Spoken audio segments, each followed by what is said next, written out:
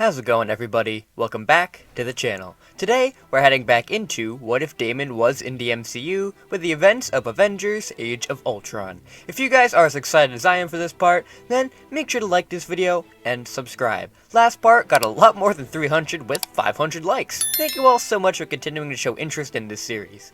If you want the next part, then make sure to get this video to 450 likes. If we can get that, then we'll be able to get another part.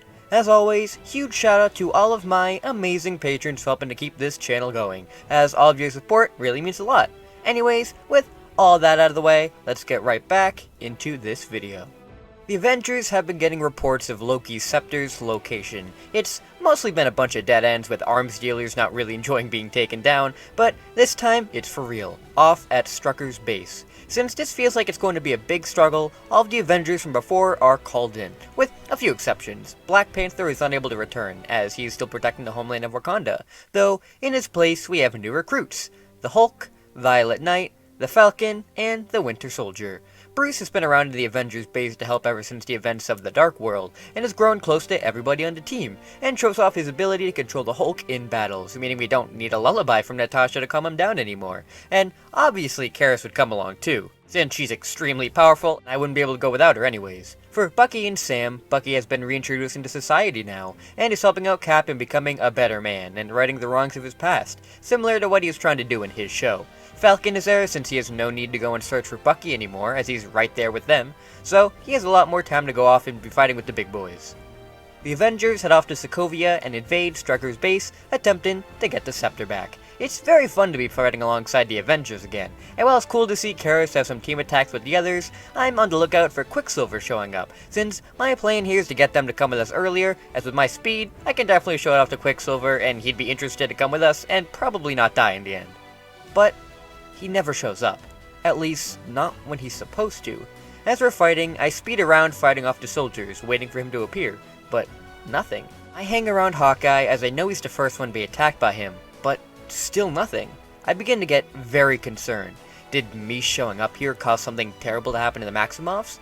Did they never show up to get their powers in the first place? Did they die to the experiments? All of the thoughts fly through my head, and I need answers. Once Iron Man is able to break into Strucker's base, I zoom in and grab Strucker, slamming him into the wall. I ask him where the twins are, and he looks confused, which concerns me even more. I lift up my arm, vibrating it at super speed, saying I'll put it right through his chest if he doesn't answer me. Strucker blurts out that they escaped over a year ago, and he hasn't been able to track them down ever since. Escaped? That's impossible. That's not what happened in the movie. Oh god, what is happening? Cap comes in and tells me to put him down. We need him alive. And I drop him to the ground and tell him something is very wrong. I speed away back to Karis and she seems as concerned as me. I tell her that they're not here.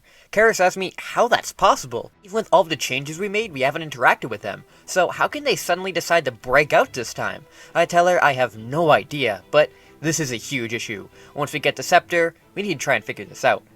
Tony is able to retrieve the scepter this time without having any visions from Wanda, so he just grabs it and we manage to capture those at the compound and fly back to the Avengers Tower. On the way back, Cap asked me what I meant by something being very wrong. As we managed to get the scepter back okay, I try to explain that there are these two twins who are supposed to be at Strucker's base. The twins called Wanda and Pietro Maximoff.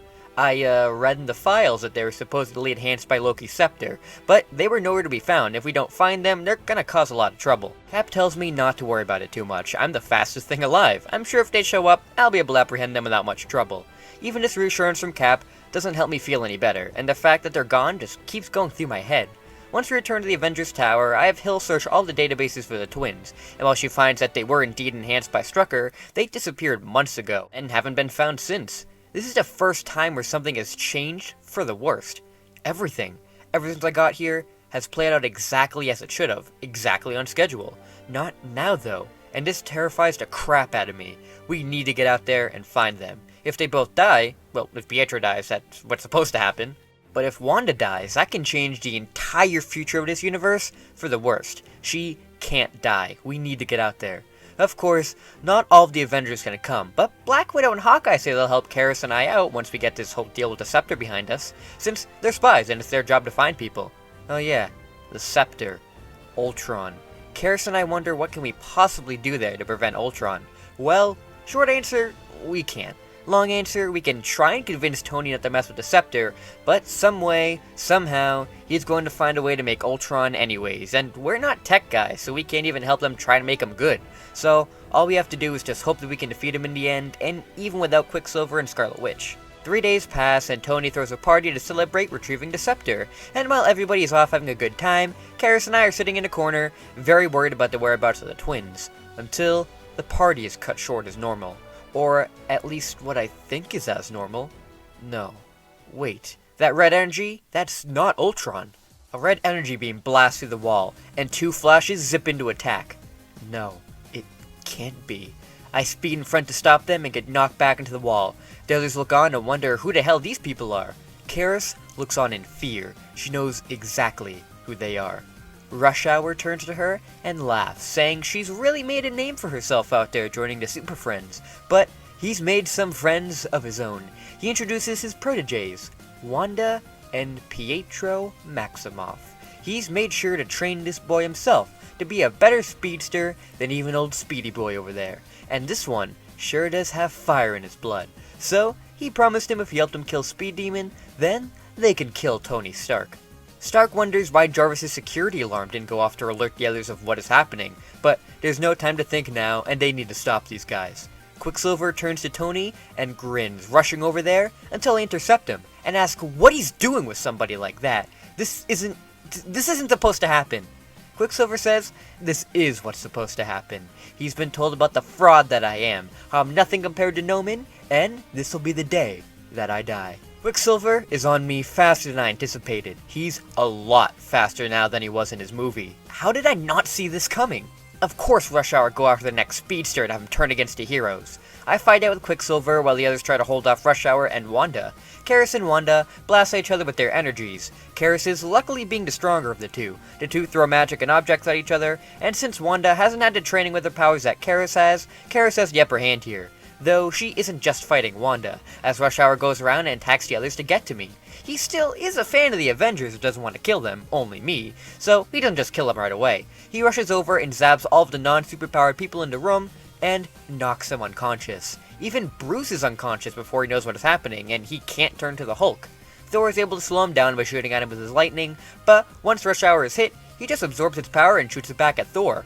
With all of us struggling here, matters are made worse once Ultron makes his presence known, and sends members of the Iron Legion out to kill the others. Rush Hour sees Ultron make his presence known, and sees that he's trying to kill them all. Now, Rush Hour has grown up idolizing the Avengers, doesn't exactly want them dead, so he makes sure none of them die while fighting the Iron Legion bots. Ultron sees Rush Hour so conflicted, and his main form right now tells him that they seem to want the same things. As the two begin to talk, I've had enough of dealing with the new and improved Quicksilver, and transform, blasting him off of me. After that, I speed over and destroy Ultron, and fight out with Rush Hour. Him and I fight blow for blow, and he says that I've gotten a lot faster since we've last met, and now I actually have a chance. I won't let him get the better of me this time, and since I've trained a lot more powerful people, I have the edge. As we battle it out, Rush Hour seems to know he's outclassed as he can barely land a hit, and he smiles as Quicksilver runs in and slams into me, knocking me back. That's why he brought a partner. The two come at me together, and while I am a lot faster now, having two of these guys against me isn't good. My lightning only works on Quicksilver, but it has no effect on Rush Hour, so I'm not standing any chance. Luckily, Thor is still standing and comes in to get them off of me. Rush Hour knows he's not a match for Thor, so he tells Quicksilver to grab his sister and get out of there. They'll meet up with somebody afterwards and finally get their revenge then.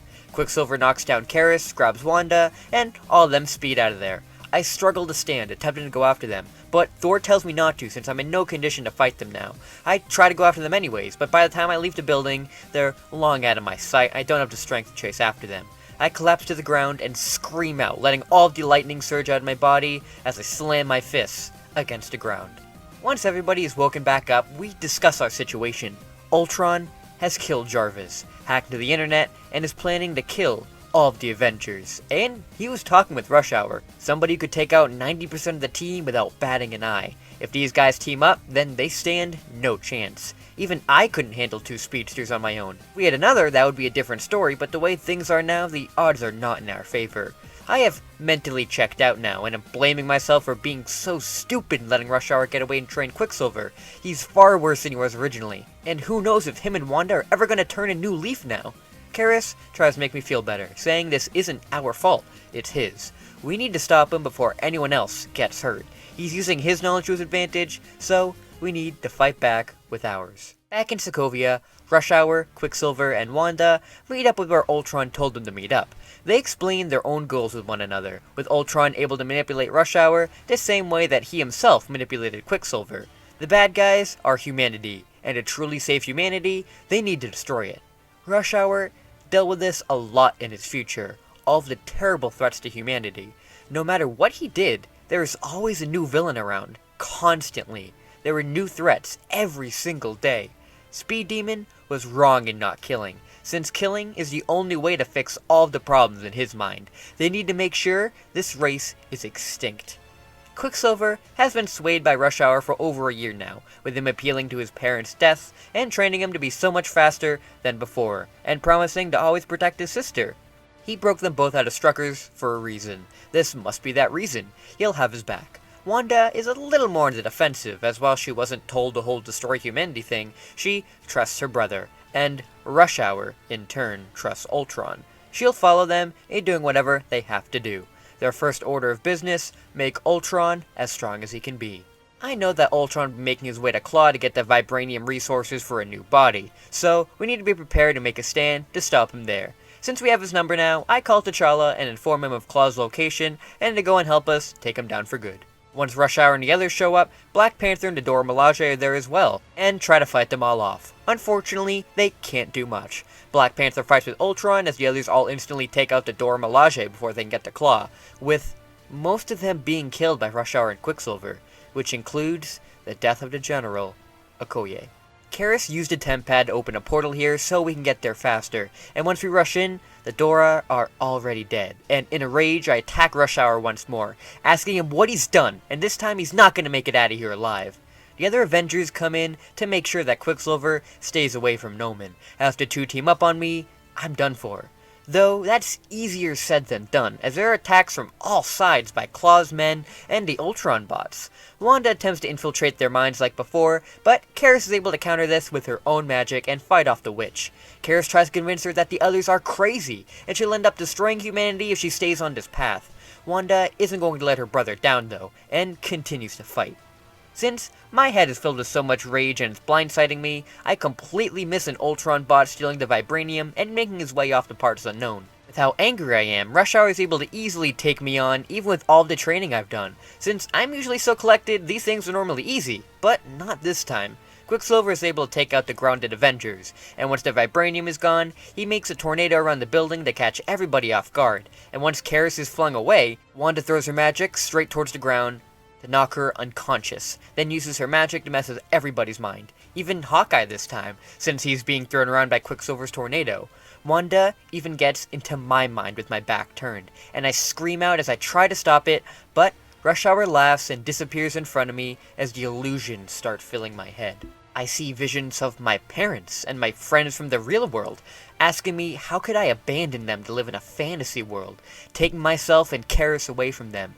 Visions of their lives broken with me and her gone. Then visions of Thanos and Rush Hour standing over countless corpses of the Avengers, and then constantly killing Karis, and then rewinding time to kill her again, laughing maniacally. I can't stop them.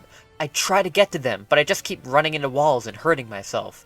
I'm not the only one though, as Hulkbuster still has to be deployed to stop the Hulk, and once he's taken care of, they need to get myself too, since I'm going full psycho. Once I'm knocked out by the Hulkbuster, all of the Avengers go to escape Wakanda. Hey everybody, sorry to interrupt the video, but it's sponsorship time. This video is sponsored by Fandom Ion, who sells some really great anime and manga merch, and a bunch of other cool merch for some pretty cool prices, such as Marvel merch as well for all you Marvel nerds like me. If you want to get these fine items for an even lower price, then make sure you click the link in the description down below and put in the discount code Damon for not 5% off, but 10% off of your order. Again, that's code Damon for 10% off of your order. Hopefully, you won't regret your purchases. Now, let's get back into the video. Karis tries to use her own magic to get rid of the visions in everybody's heads, which partially works for almost everybody, but some are worse than others, myself included. All of us have been defeated. With the Avengers out of commission, the villains were able to go to Korea unchecked and begin the process for creating Ultron's vision. With Helen Cho under the influence of Loki's scepter, and Rush Hour and Quicksilver able to get her everything she needs as fast as humanly possible, this vision of Ultron is able to be made faster than in canon, and it's time for Ultron's consciousness to be transferred into it. Wanda doesn't even get the chance to try and read the Vision's mind, as once Ultron plugs his head into it, Rush Hour offers to charge it up for him to make the process go by much faster than before. As we saw in the movie, Thor's lightning was able to make the upload time much quicker, so with Rush Hour doing the same thing, Ultron is able to transfer his consciousness into the Vision's body and take it over. This time, Ultron has successfully managed to achieve his vision, and is now even stronger than before. With the Mind Stone in his possession, there is no firewall on Earth that can stop him from unleashing the nukes on this planet, but Rush Hour stops him before doing that, saying that he can do that after they kill the Avengers themselves, which Ultron is all for, and I just need to wait for the others to show up here and stop them. Once Karis has fully healed all of our minds, we'll prepare to head to Korea to prevent Ultron from joining with the Vision. And this time, since we'll be in a much more open space, we should be able to stop him. Karis uses the TemPad to bring us all there, and once we step out, we see horrors beyond our imagination. Hundreds of Ultron bots flying throughout the city, destroying everything. How did he make so many so fast? Then we get our answer. Ultron, as Vision, flies down in front of us, with the others right behind him. Karis and I can't believe what we're seeing. Ultron is able to transfer his consciousness into the Vision. That means the Vision that was supposed to appear never can now, and he has access to destroy the world with nukes. Karis goes to open a portal to get to the Nexus Internet Hub, but Rush Hour goes to distract me, and as he does, Quicksilver takes a TemPad from her and destroys it. The Ultron bots come in to attack the Avengers, with there being many more than what was even in Sokovia. All of us fight to the best of our ability, with there being way too many enemies on every side. As I try my best transform to fight Rush Hour and Quicksilver, I see my first casualty. Black Widow is pierced through the heart with an Ultron bot beam, and collapses to the ground, dead. Hulk roars in rage at this, and goes after them to destroy the bot, when Ultron uses his phasing to put his hand right through Hulk's head and rematerializes it inside. His arm now through Hulk's head, his brain destroyed. The Hulk is gone. No, I think. This can't be happening. Why is this all going so wrong? It's not only them either. Ultron and his bots take out the others in a similar fashion. Hawkeye, Captain America, Iron Man, Black Panther, Falcon, Bucky. Everyone is falling. I'm too helpless to stop this. As all of the Avengers are killed in front of me, I'm too hung up on Rush Hour and Quicksilver beating down. I can't save them. Karis eventually can blast them off of me and come in to put a barrier around us, as everybody tries to burst through. Crying, we both tell each other that we're sorry, as we hear laughing from all around. The only one not laughing is Wanda, who looks at the carnage all around her in disgust. Rather than amusement like her brother, she is disgusted, and believes that this has gone way too far. She blasts at Ultron to get her off of them, and says this isn't what she wanted. She only wanted Stark dead, not all of these innocent people. Quicksilver tells her to stop attacking him, as she doesn't know what she's doing, and Ultron appears behind her, sticking his hand right through her chest to take her down as well. Quicksilver's heart stops once he sees this. Wanda, no, what has he done? He screams out in complete rage and attacks Ultron, until another hand goes through his chest, this time not belonging to Ultron. Quicksilver slowly turns to see Rush Hour behind him, laughing. He tells him he's really sorry for this, but he only needed his help in taking down Speed Demon, but it seems that won't be necessary anymore. Quicksilver sheds a tear, not believing what he's done, and falls to the ground right next to his sister, dead as well. Karis and I watch in horror as they turn to us, and Karis tells me we need to get out of here now. I go to grab her and run away, until Ultron lifts a piece of rubble into the air to smack me away, and then pulls in Karis close. Ultron has her by the throat, and Rush Hour appears behind me, grabbing me and forcing me to watch. I scream at Ultron to stop, not to hurt her, and I try to vibrate out of Rush Hour's hold, but he vibrates as well to make sure I'm always stuck in his grasp. Ultron then squeezes and snaps her neck. Karis falls to the ground, gone. I stare at her body, unmoving. I can't believe what I'm looking at. This isn't happening. This isn't happening. This isn't happening!